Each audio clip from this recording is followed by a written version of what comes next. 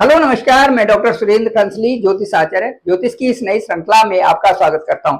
आज बात करने जा रहे हैं हम तुला राशि की, जो लिब्रा साइन है। लिब्रा साइन 3 नक्षत्रों से मिलकर बना हुआ है, चित्रा, स्वाति और विशाखा। चित्रा का जो लॉर्ड है वो मंगल है, स्वाति के लॉर्ड है राहु, और उसके बाद जो विशाखा है उनके लॉर्ड है गुरु। इसी तरह से ये अग्नि, वायु और जल तत्व तीनों इनमें समाये हुए हैं और विशेष प्रभाव तुला राशि का देखा गया है। इनके जो लॉर्ड हैं शुक्र हैं, वीनस हैं। वीनस की जो दशा है यदि तुला राशि के ठीक समय पर आती है तो इस राशि वालों को उच्चस्थ शीर्षस्थ पद पर पहुंचा देती है। इसके साथ साथ में मैं ये कहना चाहूंगा कि जो तुला राशि का जो 2025 का यदि आकलन करते हैं तो तुला राशि के जो सैटर्न है इस समय ठीक लिब्रा साइन से 6th हाउस में है। 6th हाउस में सैटर्न की बड़ी मजबूत स्थिति होती है, जैसे कि 3rd हाउस में होती है 3, 6 और 11 में। यहाँ पर शनि बड़ी मजबूत दिखाई देते हैं। ये जो ऋण, रोग और शत्रुओं का भाव है, यहाँ पर सैटर्न की अपनी एक स्पेशल जगह होती है और उन सबको निपटाने के लिए, उन सबको सुलझाने के लिए, उन सबको एक व्यक्तिगत तौर पर अच्छी डील करने के लिए, एक अच्छी लीडरशिप लेने के लिए सैटर्न का 6th हाउस में गोचर बहुत ही समृद्ध होता है। इसके साथ साथ में 6th हाउस से संबंधित जो भी आप कार्य कर रहे हैं उनमें अच्छी क्षमता देना, उस कार्य को एक बहुत अच्छी स्तर पर ले जाना, ये भी सैटर्न का काम आपके 6th हाउस से है। इसके साथ साथ में जो बच्चे हायर स्टडीज में हैं उनकी स्टडी से संबंधित भी सैटर्न की यहाँ से बड़ी भूमिका है। इसके साथ साथ में जो लोग भी कंपटीशन एग्जाम्स दे रहे हैं उनके लिए भी सैटर्न की भूमिका 6th हाउस से बहुत अच्छी होती है। सैटर्न यहाँ पर जुपिटर के घर में है, वैसे भी जुपिटर का यह घर और 6th हाउस साथ साथ में वहां पर सैटर्न का होना, और इसके साथ साथ में सैटर्न जो जुपिटर का 3rd हाउस है ये भी इस समय पुष्ट है। इसलिए है क्योंकि 3rd हाउस पर यहाँ पर जुपिटर की खुद की दृष्टि यहाँ से 5th हाउस से बनी हुई है। यहाँ से यदि देखें हम तो 1, 2, 3, 4, 5, 6, 7 यहाँ पर सीधे एस्पेक्ट करते हैं गुरु आपके 3rd हाउस को, जो कि जुपिटर का ही घर है। ये भी जुपिटर का ही घर है। इसलिए ये बिल्कुल क्रिस्टल क्लियर है कि आप जो भी कार्य कर रहे हैं उसमें आपकी कम्युनिकेशन, उसमें आपकी क्रिएटिविटी, उसमें आपकी क्षमता पूर्ण रूप से 3rd हाउस से भी प्रेरित है। ये दोनों के दोनों हाउस एक दूसरे से कोरिलेटेड हैं। अब मैं आपको ये बताना चाहूंगा कि जो ये हाउस है यहाँ पर भी जुपिटर के अलावा सैटर्न की भी दृष्टि है। यहां से देखें 1, 2, 3, 4, 5, 6, 7, 8, 9, 10 जो जुपिटर की जो 10वीं दृष्टि है वो सीधे भी 3rd हाउस पर बनी हुई है। इसका मतलब ये है कि आपके लिए जो कार्य 2025 में जो हो रहे हैं या जिस फील्ड में आप जा रहे हैं, ये जो ऊंचा पद आपको मिलने जा रहा है, वो ऊंचा पद देने के लिए आपके लिए सैटर्न भी और गुरु दोनों के दोनों का बहुत बड़ा आशीर्वाद है। ये कह सकते हैं कि इस कलयुग में भैरव का भी आशीर्वाद आपके ऊपर है, हनुमान जी का आशीर्वाद भी आपके ऊपर है और गणेश जी का आशीर्वाद भी आपके ऊपर बना हुआ है। वो कैसे, वो क्लियर यहाँ से यहाँ दिख पड़ता है कि जिस हाउस में जुपिटर और सैटर्न की दृष्टि है वो हाउस गुरु का है और गुरु आपके लक हाउस में यानी कि भाग्य स्थान में यहाँ पर बैठे हुए हैं। गुरु का लक हाउस में बैठना आप ये समझिए कि पूरी कुंडली के 12 हाउसेस के लिए एक विशेष बल प्रदान करता है। वो किस तरह से, क्योंकि जैसे ही ये धर्म त्रिकोण है 1, 5th एंड 9th, इसे हम धर्म त्रिकोण के नाम से जानते हैं, और जो दूसरा स्थान है और 6ठा स्थान है ये अर्थ त्रिकोण है, और उसके बाद जो ये 3rd स्थान है इसको हम काम त्रिकोण के नाम से जानते हैं। कहने का मतलब मेरा ये है कि जो धर्म त्रिकोण है वो आपके पूरी तरह से एक्टिव है इस 2025 में। वो कैसे, क्योंकि जो 1, 5, 9 यहाँ से बृहस्पति हैं, वो आपके लग्न को भी देख रहे हैं और साथ साथ में आपके 5th स्थान को भी देख रहे हैं। तीनों houses active, 3rd house active, 6th house पूरी तरह से एक्टिव आपका हो चुका है। इसके साथ साथ में हम ये देखेंगे कि जो यदि ये स्थान एक्टिव होते हैं तो आपका जो अर्थ त्रिकोण है ये भी पूर्ण रूप से रूपेण एक्टिव हो चुकी हैं। अब आर्थिक स्थिति भी अच्छी रहेगी और साथ साथ में वह जो आपका स्वास्थ्य है, स्वास्थ्य भी आपका अच्छा ही रहने वाला है, क्योंकि ये जो स्वास्थ्य का हाउस है और इसमें यहाँ पर सैटर्न होते हैं बृहस्पति के घर में, तो स्वास्थ्य भी आपका ठीक रहेगा।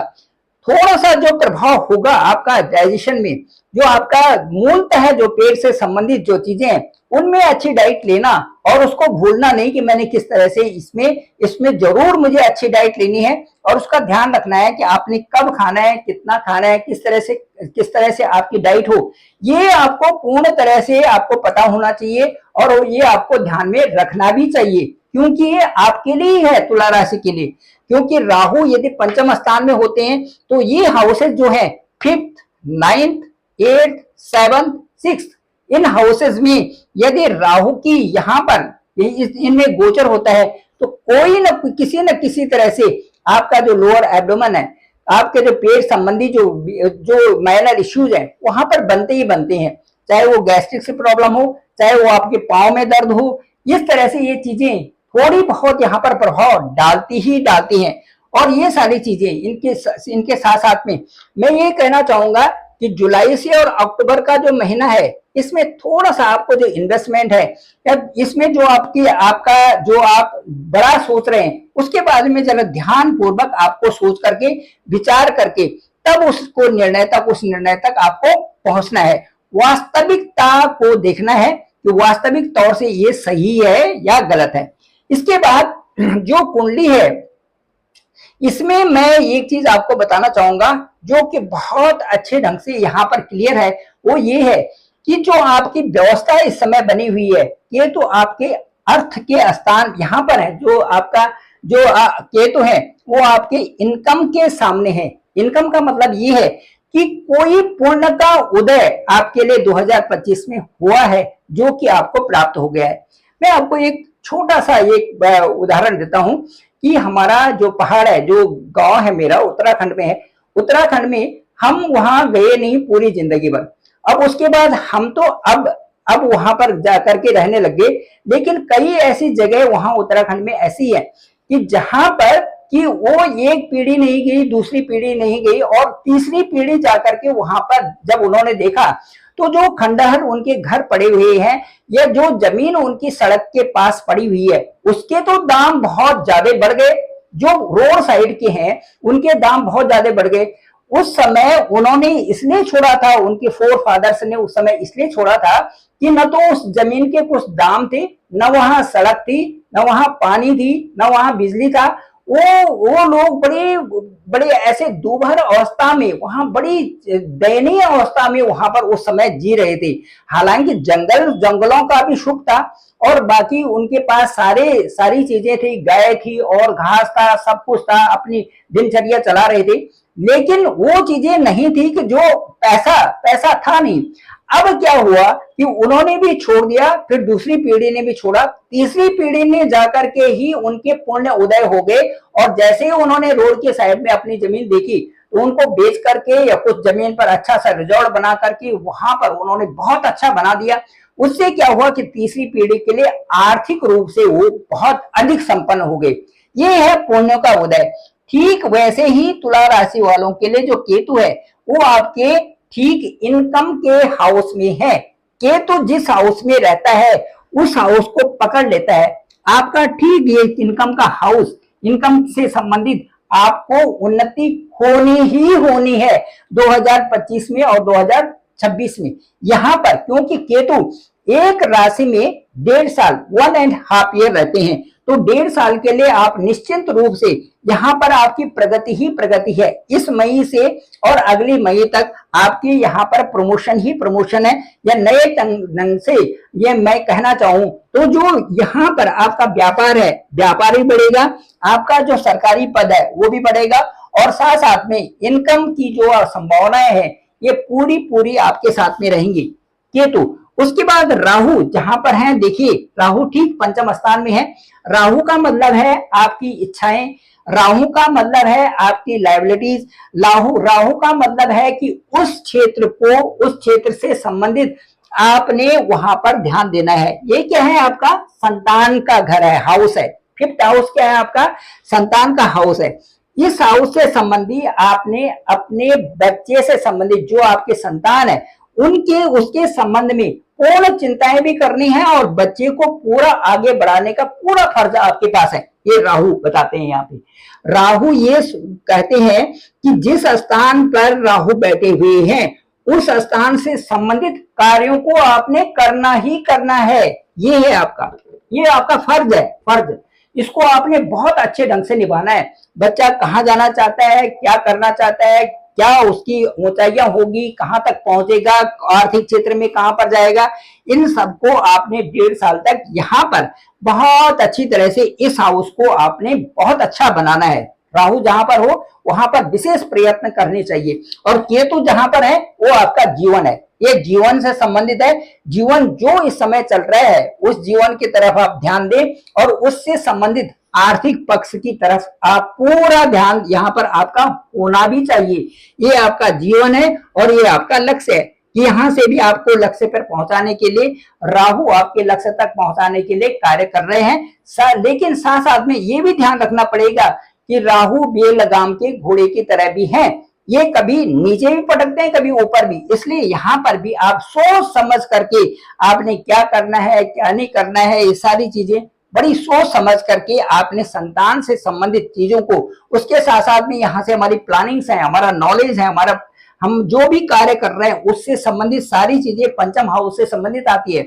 हालांकि ये कभी कभार ये अनिश्चितताओं का घर भी बनता है क्योंकि कई सारी चीजें ऐसी होती है कि सारी फुलफिल तो नहीं होती, लेकिन यहाँ से मैक्सिमम चीजों का संचालन हम यहीं से करते हैं। दूसरा, हमारा जो पूर्व जन्म है उसका उदय भी यहीं से है। दूसरा, इसके साथ साथ में जो हमें पुण्य प्राप्त हुए हैं वो भी यहीं से प्राप्त हुए हैं, उनका फल इस समय आपको मिल रहा है। जिसके लिए मैंने आपको एक कहानी सुनाई कि इस समय उत्तराखंड की ये स्थिति है कि लोग वहां जाना चाहते हैं और जो रोड साइड के जो जमीन है या रोड साइड में जो मकान है वो उनकी स्थिति अच्छी हो गई है, वो ज्यादा दामों में बिक रही है। तो जो तीसरी पीढ़ी है उसके लिए वो सीधे पुण्य उदय हो गए, उनकी आर्थिक संपन्नता अपने आप बन गई। ये सारी चीजें आपके लिए तुला राशि की इस समय पूर्ण रूप से इसमें प्रदर्शित कर रही है।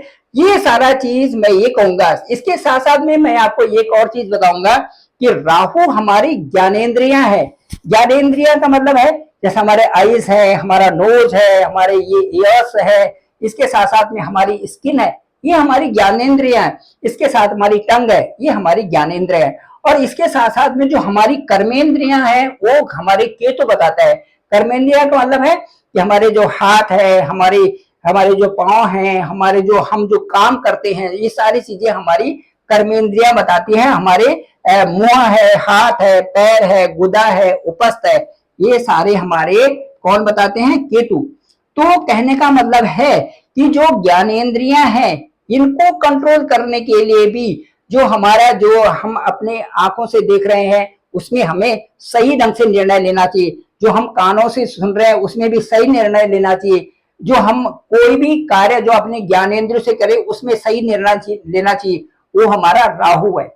उसके बाद हमारा केतु जो है कि हमें कार्यों को करना है, अपने हाथों को वही ले जाना है जहां हमारे अच्छे कर्म हो, हम अपने पांवों से वही चले जो कि हमारा सही धर्म हो। इस तरह से हाथ, पांव और उसके साथ साथ में इसके साथ में जो मुंह है, हाथ, पांव है, गुदा है, उपस्थ है, इनके लिए हमें वैसे ही प्रयास करना चाहिए जो कि सही हो। ये इसीलिए केतु हमारा जीवन है और ये हमारे फर्ज है, राहु हमारे फर्ज है। इसके चारों तरफ हमारे 7 ग्रह चलते रहते हैं और उनका प्रभाव हमारे ऊपर यानी कि लग्न के ऊपर पड़ता है। ये परफेक्ट यहाँ पर मैं आपको बताऊंगा कि जो ये साल 2025 है और 2026 आपके लिए बहुत अच्छा होने वाला है। आप खूब मेहनत करें, सही तरक्की करें, सही रास्ते पर चलें, आपको अच्छा ही लाभ प्राप्त होगा और आप सही रूप से अपने को भी, अपने समाज को भी, अपने ऑफिस को भी, अपनी सोसाइटी को भी और अपने बच्चों को भी बहुत व्यवस्थित रखने वाले हैं।